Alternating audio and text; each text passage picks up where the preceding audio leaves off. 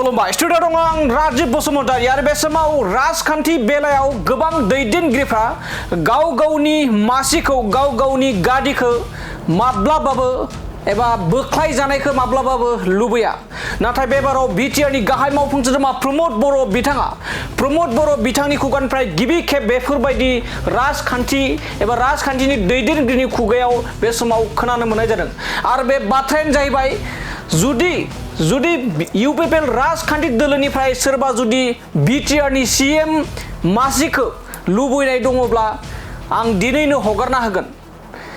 नाथाय बे सोदोबखौ गोबां दैदेनगिरिफ्रा बुंनो हानाय साहस गैया होननानै बे समाव जों रोखा बुंनो हायो मानो होनबा दिनैसिम बेफोरबायदि राजखान्थिनि दैदेनगिरिफ्रा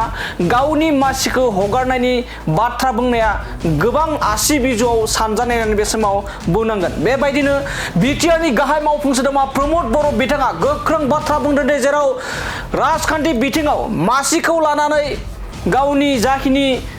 बिबानखौ लानानै गोबां माने दैदेनगिरिफोरनि गेजेराव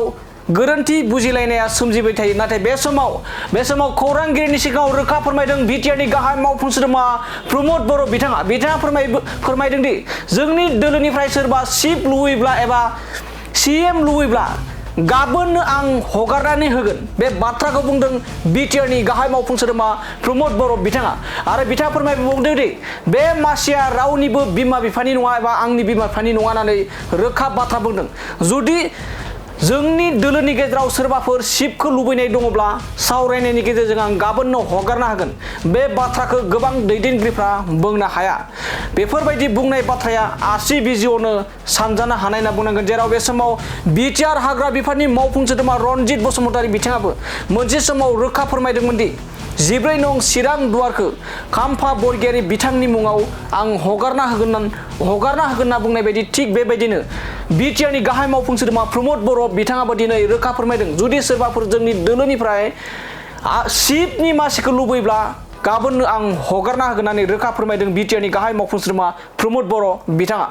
आसाम रायजो बिजेपिनि आफादगिरि दिलीप शइकिया बिथाङा मोनसे बाथ्राखौ दाखालि एसे बुंदों जे